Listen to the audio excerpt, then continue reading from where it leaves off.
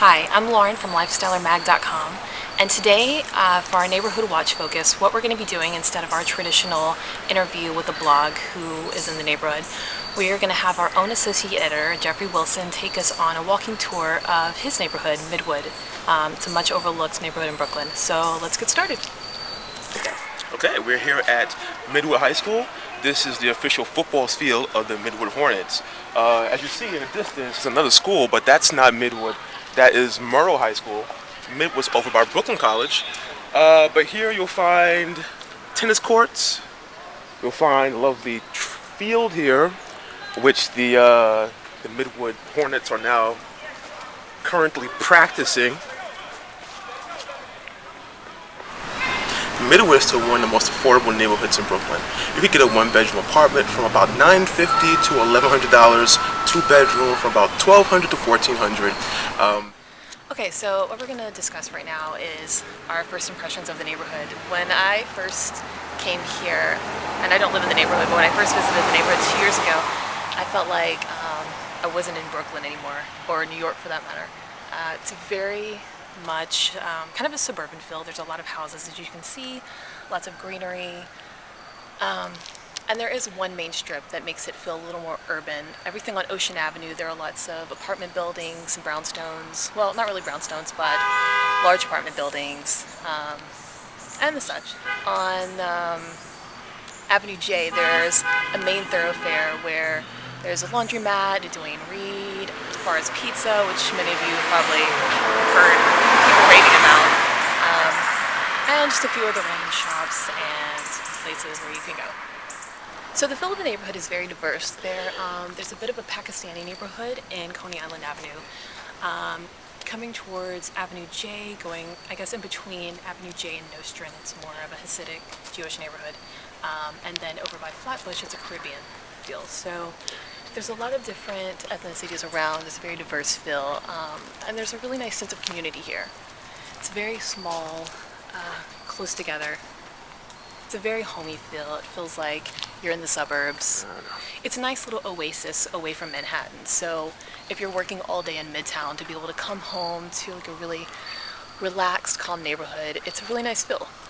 A good fit for the neighborhood would probably be young families just starting out, because obviously there are a lot of places for kids to run around. It's really safe. A lot of streets that aren't that busy, so you can feel safe with your kids playing outside. I would say that it's cheap, so if you're an artist or somebody who sort of sticks to your, kind of stays at home and you're kind of a homebody, it's a nice place to be around.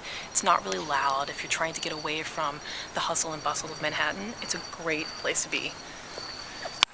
Each neighborhood has their own specific boundaries, which kind of blur into one another. This one is considered to start around Kings Highway on the south, head up to Newkirk Avenue around the north, Coney Island Avenue on the west, and Nostrand Avenue on the east. You'll find many homes, restaurants on certain strips on Avenue J, Avenue M.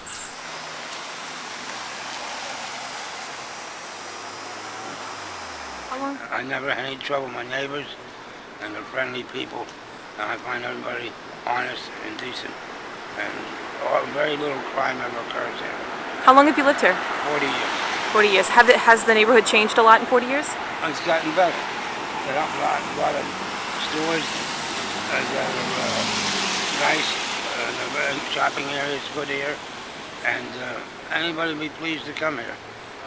Probably the only drawback to living in Midwood is that after hours on the weekends, things tend to close down early. And it's hard to find one that's open into the wee hours of the night. You see here, there's a couple of stores here. There's one by the train station, Hugh. There's another newsstand grocery across the street, the 7-Eleven. But everything on the strip, which is usually very busy, is shut down. It'll be active again on Monday morning. Lots of hustle and bustle, lots of good shopping. Midwood may not be as close to Manhattan as, say, Williamsburg, but it's still a relatively short commute. Behind me, you see the elevated platform for the Q train. I take the Q to work every day at Times Square. I leave my house about 9:05, walk about 5 minutes to the train station on Avenue J, wait about 5 to 10 minutes on the platform, and I'm at my office at about 9:45. You can say about the train rides about 30, 35 minutes, maybe 40 minutes max from Avenue J to Midtown Manhattan. The Q train stops here. Catch the B train at either Newkirk, the northern end of Midwood, or at Kings Highway down to Sutherland. If you're more on the Nostrand side, you can catch the 4 or 5 trains. And if you're way on the western end, more past Coney Island Avenue, you can catch the F train, which will bring you to Manhattan in about an equal amount of time. Here we are in the back alleys of Midwood. This is more of the industrial side. You'll find one of the most important pieces of television history. That is Midwood Studios. If you look to the right, you'll see the building where they still shoot to this very day as the world turns. The popular NBC daytime soap. It's been on forever. Our parents watched it. Some of you may watch it. And this is an important part of TV history, Brooklyn history, and Midwood history.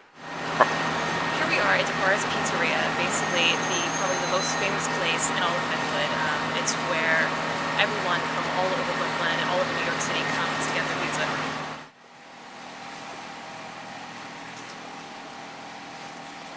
There you go.